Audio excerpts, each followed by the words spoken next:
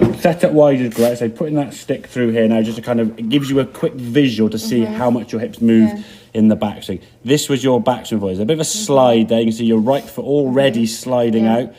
Now as you go back, there's the club at the top of the back, so almost resting on your shoulder there. And then your left hand looks like it's almost like grappling on to try and hang on. The right hand there's not really got so much grip pressure.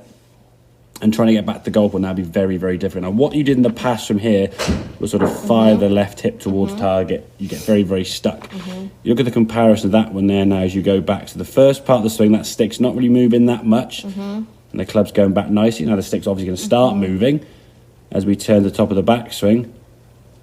That's as far as you need to really go. Now, you could go a little bit further if you allow the arm to go a little bit higher.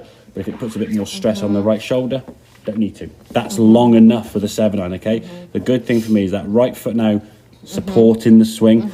Your hips now are not so far over. Now, you watch as you start coming back down.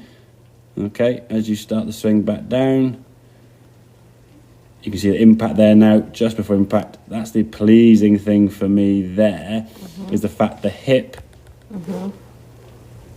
is there. The hands are just in front of the goal, in that kind of window. That's what we want the hands to be, okay? There's no having the hands back here, but equally, you've had the hand in the past over here, which when you push them that far forward to the target, the ball's only going to go over that way to the right. Okay, so getting in that much more cleared position. We've got a nice straight line there now. The stick we can see is pointing effectively at target, and then you twist through, and the stick comes out of the pocket, but to a really, really nice follow-through position. That's what we've got to try and get to with all clubs when it's a full shot, okay?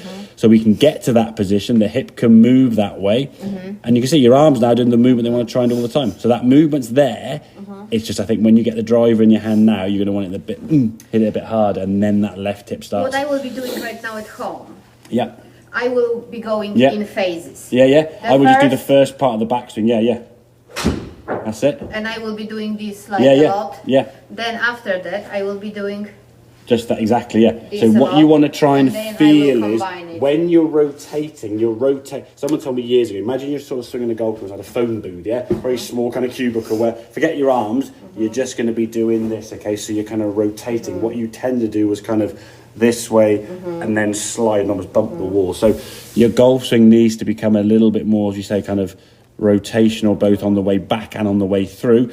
I think the problem is you sometimes go back so far, you create so much power and energy, but it just can't get back to the golf ball. So every now and then what happens, just through your sheer abilities and hand-eye coordination, you get into a position like this and you whiz the club back to the ball and the ball goes a country mile and you're like, wow, it's amazing. But it's 1 in 10, that's the problem. We want to be a bit more consistent with these shots. And I'd rather in some ways for you, because you're not a short hitter, possibly sacrifice 5-10 yards of what you're potentially able to do, but do that 9 times out of 10, then say, right, well, it one shot 180, but then the other shots are going to go like 60 yards, So keep the ball at and that's where the 11s are going to come in when you're hitting the ball 5-10 yards on the floor, or you're slicing it way off to the right, You're not going to not make bogeys and pars and sixes by not being long enough off the tee. You can still hit the ball far enough, And obviously, I think for you, getting a better impact position, really for me, getting into that impact position when you come back to the golf ball here now, that is what we're looking for. I'll give it there. That impact position for me is very, very good, okay? That knee is starting to move in slightly. This lead hip now is going to start spinning around the corner. There's a nice straight line there now. There's no slide. Head's nicely behind the ball. Hands are just in front. That's perfect, really. It's getting into that position as much as we can over and over again. But yeah, like you said, you could drill it bit by bit. Do the first part of the backswing and just move, feeling a little bit less hip turn. And I think don't try to lock that left arm. Put your shoulder under a lot of stress as well. Don't need to stretch your arm out. Your arm's not going to collapse and hinge, but equally, you try and stretch your arm, you get just no chance.